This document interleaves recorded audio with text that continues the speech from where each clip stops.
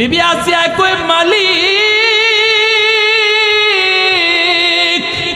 জান যাবে যাক, তবু রাব্বি ইবনিলি ইনদাকা বাইতান ফিল জান্নাহ, আল্লাহ ঈমান নিয়ে যেন আমার মরণ হয়, আমার জান্নাতে একটা বাড়ি চাই, যেই বাড়িটা তুমি আল্লাহর ঘরের পাশে হবে।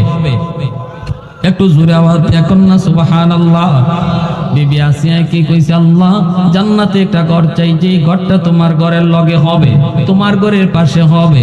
আল্লাহ পাক রব্বুল আলামিন বিবি আসিয়ার ইন্তেকালের আগে আল্লাহ পাক এই ঘর জান্নাতে বানাইয়া ওনার মৌতের আগে আগে আল্লাহ নিজের চোখে দেখায়া দিছে কোন বাড়িটা আল্লাহ পাক তার জন্য বানাইছে এবং আল্লাহর বাড়ির পাশে বানাইছে। তাফসীরের কিতাবের ভিতরে লিখেন, পৃথিবীতে একজন মানুষই যিনি মৃত্যুর আগেই জান্নাতের বাড়ি দেখছেন, ইনি আর কেউ নন, ইনি হলেন বিবি আসিয়া। আর একটু জোরে কন্যা সুবহানাল্লাহ। আমার আপনার নবী মেরাজের সফরে বাইতুল্লাহ থেকে বাইতুল মুকাদ্দাস যাওয়ার পথে নবীজি জিব্রাইলকে বলতেছেন, জিব্রাইল এই জায়গা থেকে জান্নাতের গ্রাম পাইতেছি, ঘটনা কি? জিব্রাইল কয়, নবী গো এটা জান্নাত না গো, এই জায়গাটা হলো কি জানেননি? কয় এই জায়গাটা একটা কবর, ওই কবর থেকে আপনি জান্নাতের গ্রাম আপনি পাইতেছেন। বলে কার কবর? জিব্রাইল কয়, নবী গো ফেরাউনের বাদী মা শ্বেতা এবং তার দুধের বাচ্চা, যেই দুইজনকে ঈমান আনার অপরাধে ফেরাউন হত্যা করেছিল, ওই মা আর বাচ্চার হাড্ডিগুলা এই জায়গায় কবর দেওয়া হয়েছিল, ওই জায়গাটারে আল্লাহ পাক জান্নাতের টুকরা বানায়া রাখছে। আর জোরে সুবহানাল্লাহ। ये सच है कि बातिल की तरफदार नहीं हम, ये सच है कि बातिल की तरफदार नहीं हम, गद्दार न समझो हमें गद्दार नहीं हम, गद्दार न समझो हमें गद्दार नहीं हम, फूलों की तरह नरम मिजाज अपना के नजर, हम तीर नहीं नेज़ा तलवार नहीं हम तीर नहीं नेज़ा तलवार नहीं हम। মুসলমানের আওয়াজে বলেন আল্লাহু আকবার। আর জোরে হয় নাই আল্লাহু আকবার। নীল দরিয়ার সামনে যে হাজির, এর আগে আল্লাহ জিব্রাইল পাঠাইছে ফেরাউনের কাছে, যা জিব্রাইল মানুষের সুরত দইরাইয়া ফেরাউনরে কয়, যাব না, আপনার কাছে একটা সালিশ লই আইছি। বলে কি? কয় কোন গোলাম যদি মালিকের কথার অবাধ্য হয় এর কি শাস্তি হওয়া উচিত, আপনি একটু কয়া দেন। ফেরাউনে তো আর জানে না ইনি যে জিব্রাইল মানুষের সুরত দইরাইছে। কথা বুঝছেন?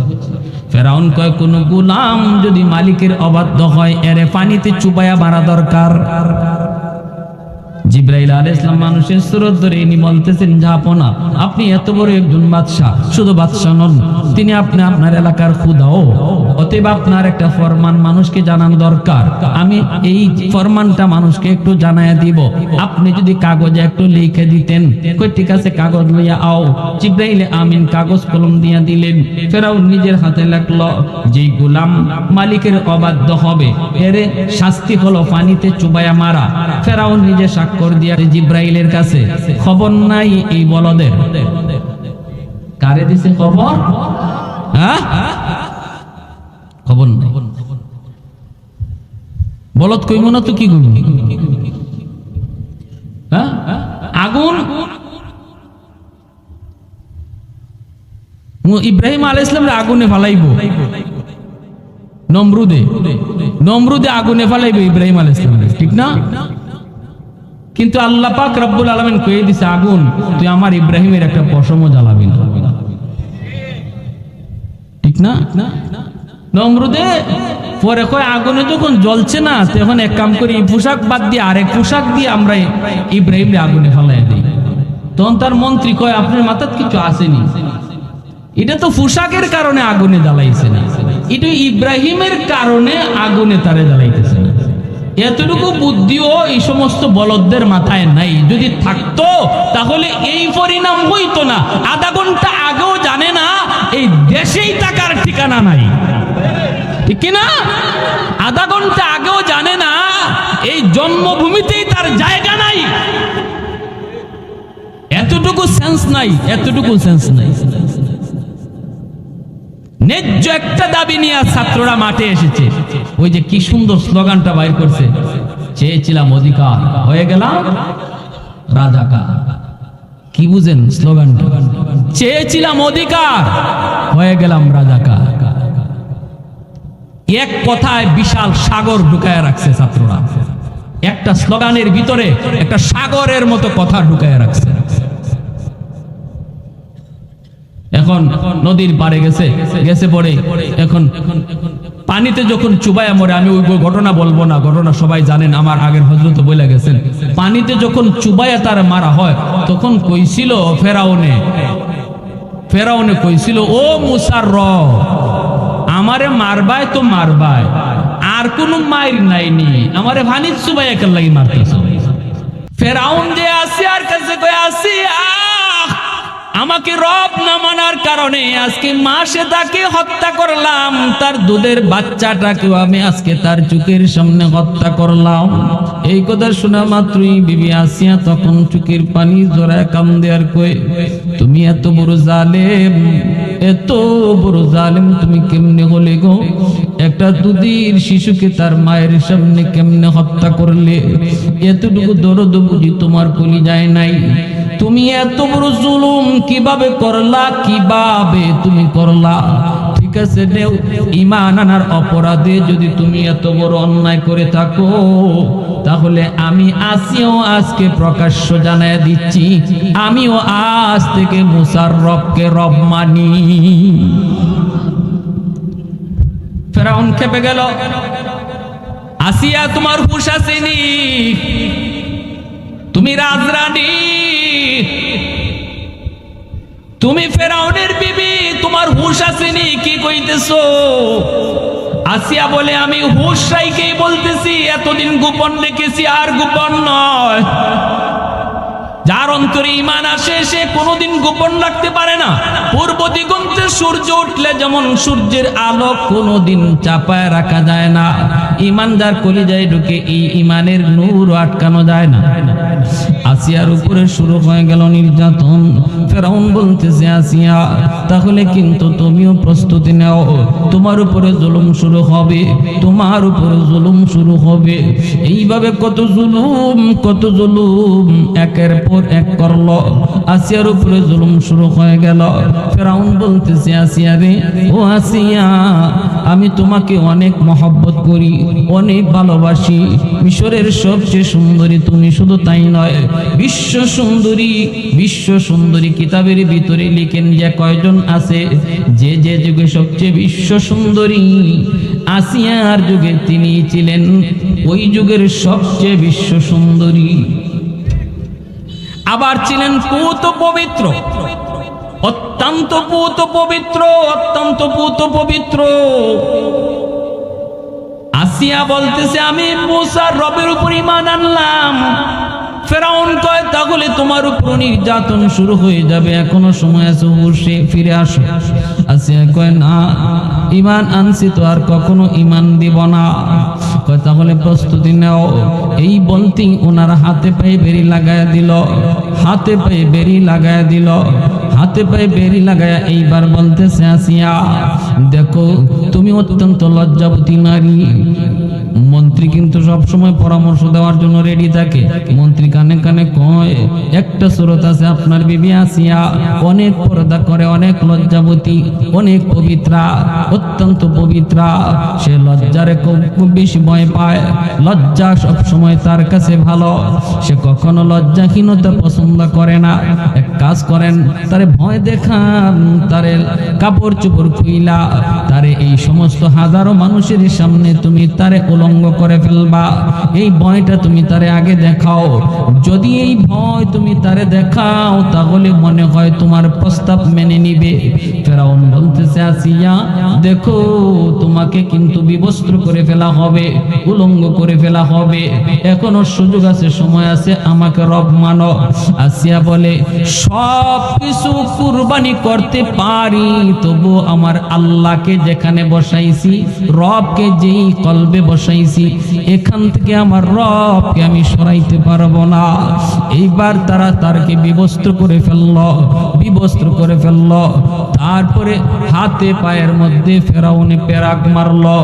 এক হাতের মধ্যে পেরাক, আর এক হাতের মধ্যে পেরাক, এক পায়ের মধ্যে পেরাক, আর এক পায়ের মধ্যে পেরাক। এর আগে ফেরাউন কয়, চামড়া উঠাও, জীবন্ত অবস্থায়, জীবিত অবস্থায় চামড়া উঠাও। বিবি আসিয়ার চামড়াগুলো উঠাইতে লাগলো। চামড়া ছিলাইয়া, এইবার কিতাবের ভিতরে লিখেন, শুধু চামড়া চুলাইল তা না গো, এই কত বিক্ষত শরীরের মধ্যে আসিয়া তিনি ফেরাউনের কথা না মানার কারণে মরিচের গুঁড়া ছিটাইয়া দিতে লাগলো। শুধুমাত্র আল্লাহর প্রেম, আল্লাহর ভালোবাসা। কি পরিমাণ নির্যাতন, কি পরিমাণ নির্যাতন! এরপরেও আল্লাহ ভুলতে রাজি না। এ যুবক, আজকে তোমাকে খেলার মাঠ থেকে মসজিদে ডাক দিয়া নেওয়া যায় না রে, অথচ জানোনি তোমার মতো যুবকের কারণে আল্লাহ পাক এই জমিন টিকায় রাখছে। জালেমের জুলুম হওয়া সত্ত্বেও আল্লাহ জমিন টিকায় রাখছে। আল্লাহর নবী বলেন, লাউলা মাশাইখু রাক্কা ওয়াশ শাবাবু খুশা ওয়াল আতফালু রুদ্দা ওয়াল আনআমু রুদ্দা লাজআলতুস সামাআ হাদিদা ওয়াল আরদা খাফসাফা ওয়াত তুরাবা রামাদা ওয়ামা আনজালতু মিনাস সামাই কাতরা ওয়ামা আনবাতু মিনাল আরদি নাবাতা বাল আনজালতু আলাইকুমুল আযাবা সাব্বা। হাদিসে কুদসি আল্লাহ পাক বলেন, জানোনি প্রতিদিন জমিন আমি আল্লাহর কাছে আবদার করে, আল্লাহ যেই পরিমাণ গুনাহ আর জুলুম এই জমিনে হইতেছে, হিসাব যদি করা হয় গ্রামের মধ্যে জরিপ করলে বেনামাজির সংখ্যা বেশি, নামাজির সংখ্যা কম। ঘরে যদি হিসাব করা হয় বেনামাজির সংখ্যা বেশি, নামাজির সংখ্যা কম। দেশে যদি হিসাব করা হয় বেনামাজির সংখ্যা অনেক গুণ বেশি, নামাজির সংখ্যা কম। ঠিক কিনা? আওয়াজ দেয়া বলেন। আল্লাহ বলেন, আলা কুল্লা ইয়াউমিন ওয়াল আরদু ইস্তাজিলু রাব্বাহু। জমিন প্রতিদিন আমি আল্লাহর কাছে আবদার করে, আল্লাহ একটু সুযোগ দাও, বেনামাজিকে আমি গিলে ফেলি, জালেমকে আমি গিলে ফেলি, সুদখোরকে আমি গিলে ফেলি, বেপরদায় যারা চলে গিলে ফেলি। ও মালিক, জিনাগুরকে আমি জমিন গিলে ফেলি, অনুমতি দাও। আল্লাহ বলে, কেন? কইলি আন্নাহুম ইয়ারযুকু বিরিজকিকা ওয়া ইয়াসিকা ওয়া ইয়াতাকাল্লামু বিলিসানিকা ওয়া ইয়াসিকা। ওরা তোমার দেওয়া হাত, এই হাত দিয়া জুলুম করে, তোমার দেওয়া পা, এই পা দিয়া গানের অনুষ্ঠানে যায়, তোমার দেওয়া জবান, এই জবান দিয়া গীবত করে গুনার কথা কয়। আসবিরু ইলা মাতা আসবিরু। আমি জমিন আর কতকাল এরকম জুলুম দেখব? আমি জমিন কতকাল এই অন্যায়গুলা দেখব? অহংকারীর পায়ের আওয়াজ কতদিন আমি জমিন আর শুনব? মালিক অনুমতি দাও, অনুমতি দাও। আল্লাহ তখন বলেন, এরে জমিন ভালো করে শোন, আমি আল্লাহ দেখতেছি জমিনে কত গুনাহ হয়, কত অন্যায় হয়, কত অত্যাচার হয়, কত জুলুম হয়। আমি আল্লাহ দেখতেছি জমিনে আমার নবী নায়েবে রাসূল উলামায়ে কেরামের সাথে কত অন্যায়, কত অত্যাচার হয়। আমি আল্লাহ দেখতেছি এই জমিনে দুর্বলের উপরে কত জুলুম হয়। এরপরও আমি কেন ধরি না জানুনি? কারণ আমি এই মানুষকে বড় আদর করে বানাইছি। আসমান আল্লাহ বানাইছেন কুন ফায়াকুন বলে, জমিন আল্লাহ বানাইছেন কুন ফায়াকুন বইলা, ফেরেশতা আল্লাহ বানাইছেন কুন ফায়াকুন বইলা। কিন্তু আল্লাহ পাক আমারে আপনারে বানানোর ক্ষেত্রে আল্লাহ বলে, মানুষ তোমাকে আমি কুন ফায়াকুন বলে বানাই নাই। তোমাকে যখন বানাইছি, খালাকতু বিয়াদাইয়া, আমি আমার কুদরতি হাত দিয়া তোমাকে বানাইছি। আল্লাহ কইরে জমিন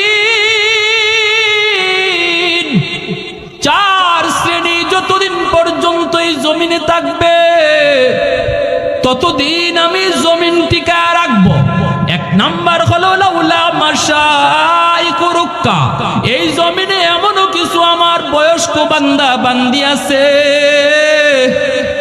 চুল দাড়ি তাদের সাদা হয়ে গেছে, কোমরে তার ব্যথা, হাঁটুতে ব্যথা, নামাজ পড়তে তার কষ্ট হয়, রুকু করতে গেলে তার কোমরে ব্যথা লাগে, সেজদা করতে তার ব্যথা হয়। এরপরও কষ্ট করে করে এই জমিনে আমার কিছু বৃদ্ধ বান্দা বান্দি কষ্ট করে করে রুকু দেয়, সেজদা দেয়। তাদের রুকু সেজদার দিকে তাকাইলে এই জমিনের প্রতি আমার মায়া লেগে যায়। দুই নম্বরে আল্লাহ বলেন ওয়াশবাবু খুশা, এই জমিনে এমন কিছু যুবক যৌবনের পাগলামি করে না, না না যৌবনের পাগলামি করে না। এই কলিয়ারচরের যে যুবক যৌবনে মসজিদে যায়, যৌবনে মাথায় টুপি পড়ে, যৌবনে মুখে দাড়ি রাখে, যৌবনে বাপ মার সেবা করে, যৌবনে মুরব্বীদের শ্রদ্ধা করে, যৌবনে দাওয়াত ও তাবলীগে যায়, যৌবন কালটারে যে গুনার কাজে ব্যয় করে না, আল্লাহ বলে জানোনি ওই যুবকের কারণেই আমি জমিন টিকায় রাখছি। আওয়াজ আসতে কেন জোরে কন্যা সুবহানাল্লাহ। আল্লাহ বলেন তার মতো আরেক যুবক অন্যায় কাজে দৌড়ায়, তার মতো আরেকটা যুবক গুনার আয়োজনে লিপ্ত, তার মতো আরেকটা যুবক যাত্রার প্যান্ডেল করায়, তার মতো আরেকটা যুবক হারাম প্রেম ভালোবাসায় মগ্ন।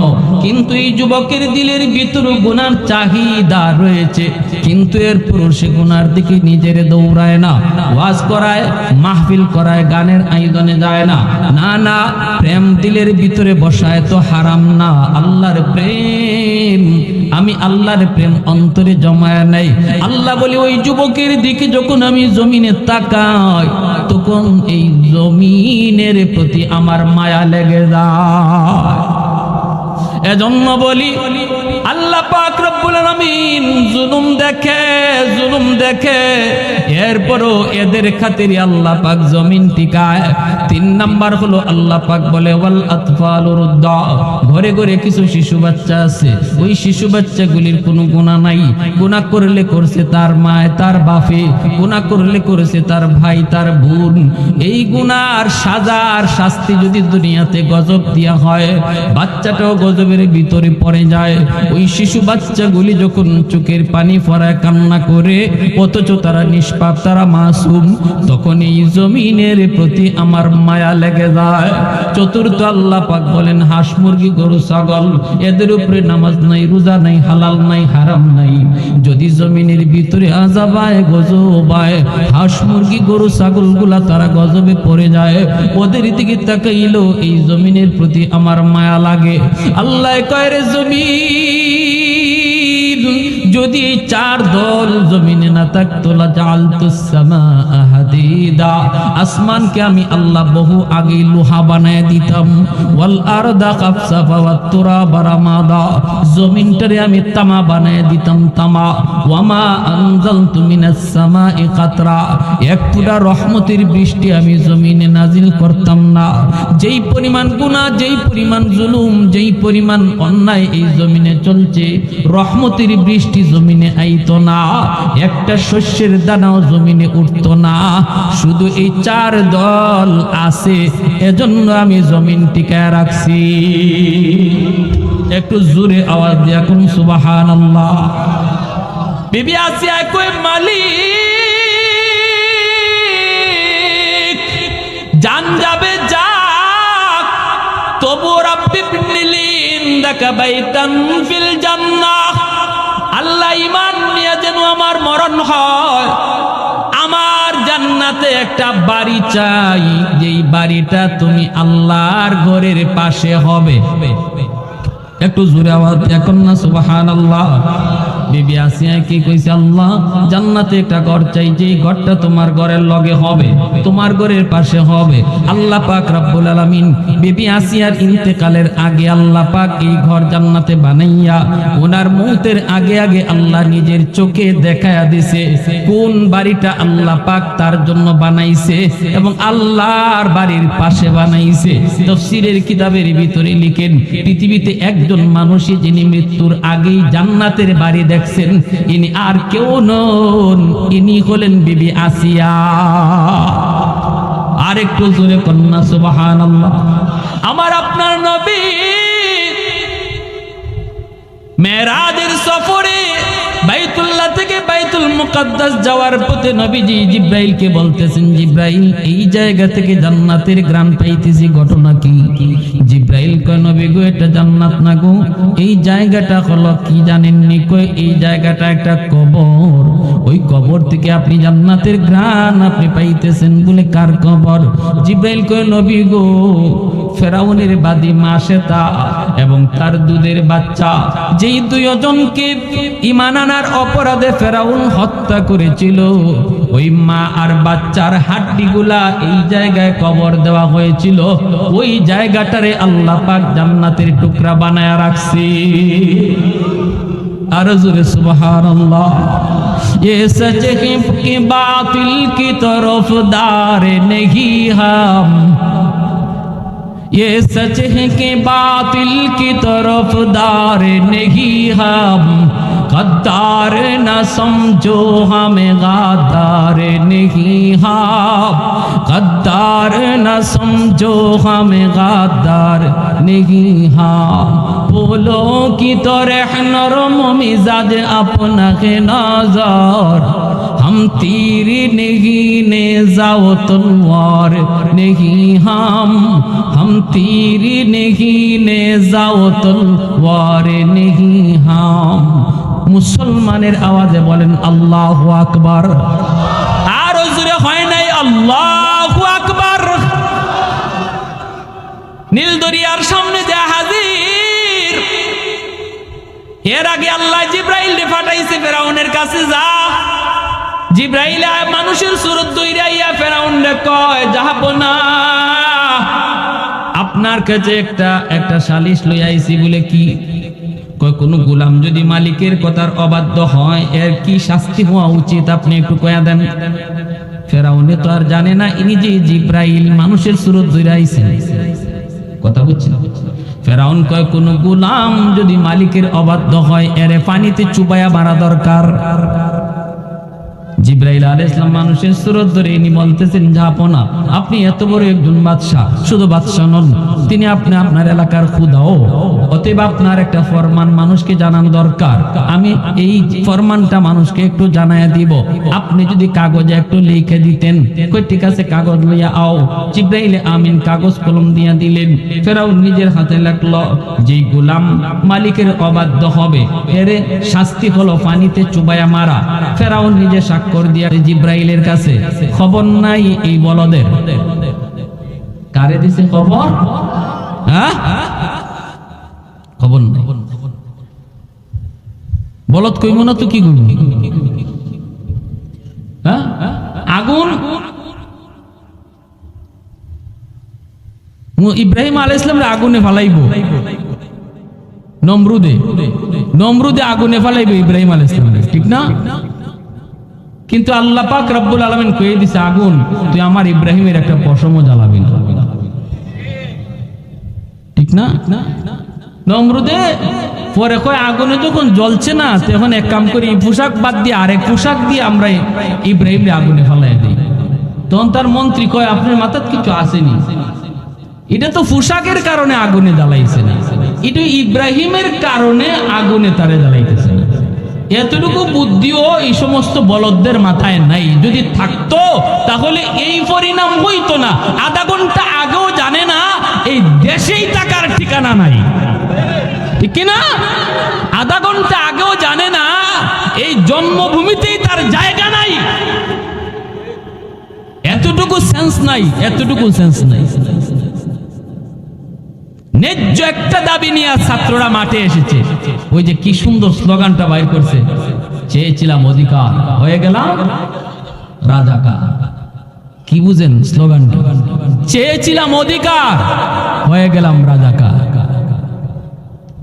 এক কথায় বিশাল সাগর ঢুকায় রাখছে ছাত্ররা। একটা স্লোগানের ভিতরে একটা সাগরের মতো কথা ঢুকায় রাখছে। এখন নদীর পারে গেছে পরে এখন পানিতে যখন চুবাইয়া মরে, আমি ওই ঘটনা বলবো না, ঘটনা সবাই জানেন, আমার আগের হযরত বলে গেছেন। পানিতে যখন চুবাইয়া তার মারা হয়, তখন কইছিল ফেরাউনে কইছিল, ও মুসার রব, আমারে মারবায় তো মারবায়, আর কোন মাইর নাইনি, আমারে পানির চুবাইয়া কেন লাগি মারতেছ? তারা বুঝেননি? আমারে যদি মারবায় শাস্তি দিবায় তো দেও, অন্য কোনো শাস্তি দেও, পানির চুবাইয়া শাস্তি না দিয়ে অন্য কোনো শাস্তি, জেল জুলুম ফাঁসি এও তো দেওয়ান দিত। যখন এই কথা কইছে, তখনই জিব্রাইল আলাইহিস সালাম ওই কাগজের টুকরাটা তার চোখের সামনে তুলে ধরছে। দেখছেন লেখাটা চিনুনি, দেখছেন লেখাটা চিনুনি? তখন ফেরাউনে দেখে লেখা তো তার, হুকুমও তার, আইনও তার। কি আইন? গোলাম যদি মালিক তার মালিকের অবাধ্য হয়, তাহলে শাস্তি হলো পানিতে চুবাইয়া মারা। তুমি তো তোমার মালিকের অবাধ্য গোলাম, ঠিকই রাতের অন্ধকারে যাইয়া আবার আল্লাহরে ডাকো, বুঝো ভালো কইরা তুমি গোলাম আর আল্লাহ তোমার মালিক, এরপরে এত বড় অবাধ্য হইছো। তাহলে যে মালিকের অবাধ্য গোলাম হয়, তার শাস্তিটা যে পানির চুবাইয়া মারা, এটা তো তোমার আইনেই লেখা, ঠিক না? তোমার আইনেই লেখা। এজন্য আমি বলি, কার লাগে কি আইন করো, যা করো নিজের লাগি করো। কার লাগে কি করো রে মন? নিজের জন্যই করো, নিজের জন্যই করো। যে আইনগুলা বানাইছিল, যে আইনগুলা তৈরি হয়েছিল, তার মতের সাথে যারা আয় না, তাদেরকে শেষ করার জন্য আজকে ওই আইনেই নিজে ফাঁসতেছে, ঠিক না? ফেরাউনি আইন, স্টাইলটাও ধরাইছিল ফেরাউনের, শাসনটাও ধরাইছিল, নমুনাও ধরাইছিল ফেরাউনের, ধরাটাও খাইছে ফেরাউনের। পানিতে ডুববার আগেও ফেরাউন জানে না যে এটা পানি না, এটা রাস্তা না, এটা তার লাগি জম।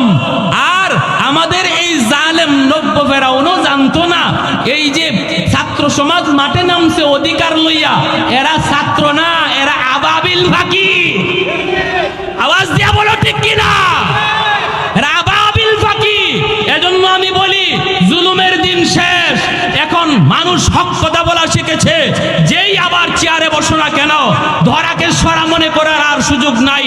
এদেশ আর কখনো দুর্নীতি চলবে না, এই দেশে আর জুলুম চলবে না, গুম হত্যা চলবে না। মানুষ সজাগ, ছাত্র সমাজ সজাগ, যুব সমাজ সজাগ, উলামায়ে কেরাম সজাগ, ঠিক কিনা জোরে বলো? আর সাধারণ মানুষের মনের প্রত্যাশা হলো এই দেশটাতে উলামায়ে কেরামের শাসন প্রতিষ্ঠা পাক। এদেশের মানুষের অন্তরের দাবি হলো এদেশে কোরআনের আইন চালু হোক। আওয়াজ দিয়ে হাত উঠায় বলেন ঠিক কিনা? সমস্ত মানুষের মনের দাবি। আমরা তন্ত্র মন্ত্র দেখেছি, আমরা কত দল দেখেছি, আমরা কত নেতা দেখেছি। নেতার পরিবর্তন আসল পরিবর্তন নয়, নীতির পরিবর্তন হবে। আর যেই নীতি হবে আমার নবী মুহাম্মদুর রাসূলুল্লাহর নীতি, আদর্শ হবে মদিনার বিশ্ব নবীর আদর্শ, রাষ্ট্র চলবে মদিনার সনদে, ঠিক কিনা? প্রিয় হাজিরিন, এজন্য এদেশের মানুষের মনের কথাটা আমরা আজকে মিডিয়ার মাধ্যমে বাংলাদেশের সমস্ত ইসলামী দলের যারা লিডার আছেন, ইসলামী সংগঠনের যারা নেতৃবৃন্দ আছেন, তাদের কাছেও আমরা অল্প কথায় মেসেজটা পৌঁছায় দিতে চাই। সুযোগ বেশি দিন থাকে না, সুযোগ বারবার আসে না। এই দেশের মানুষ এখন মনে প্রাণে যেভাবে তারা কোরআনী শাসনকে চাইতেছে, অতীতেও কখনো এমন পরিবেশ তৈরি হয় নাই, ভবিষ্যতেও হবে কিনা আমার জানা নাই।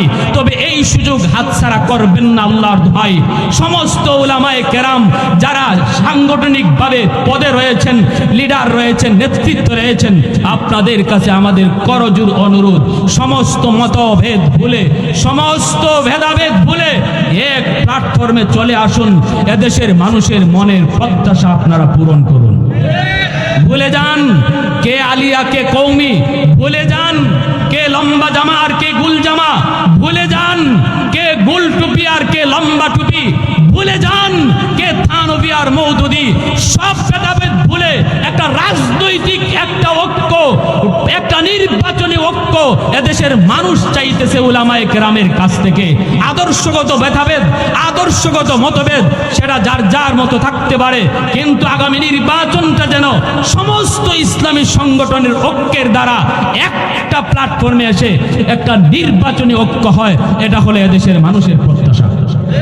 কারা কারা আপনারা এই ব্যাপারে একমত আছেন একটু হাত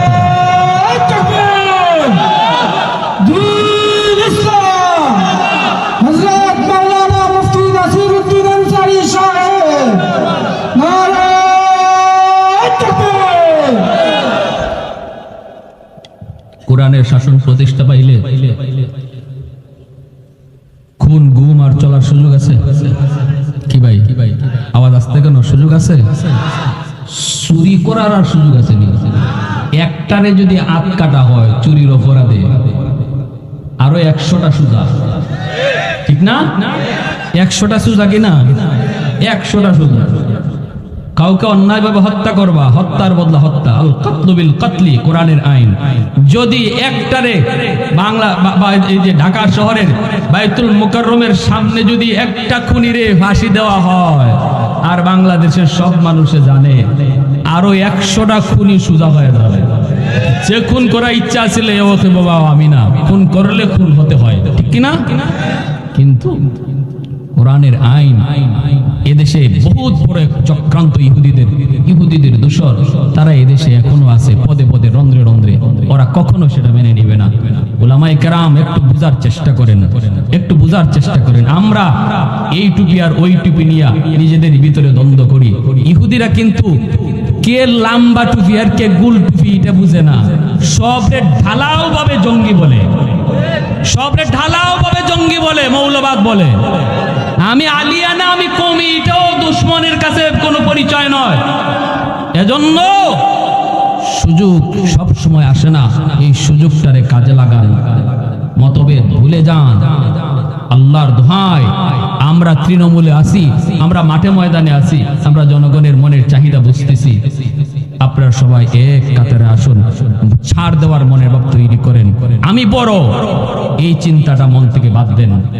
আমার পাশে যে সে আমার চেয়ে বড়, এই চিন্তাটা যখনই আসবে তখনই ঐক্য হওয়া সম্ভব, ঠিক কিনা? আমি বড় না, আমার ভাই বড়।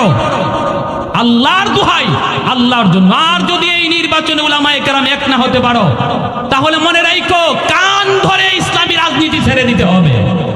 এদেশের মানুষের কাছে ভবিষ্যতে ভোট নিয়া, ভোট চাওয়া নিয়া মুখ দেখানো যাবে না। এদেশের মানুষ আর উলামায়ে কেরামের রাজনীতিকে কোনোদিন মেনে নিবে না, যদি এই সুযোগ কাজে লাগানো না যায়। আল্লাহ আমাদেরকে বুঝার তৌফিক দান করুন।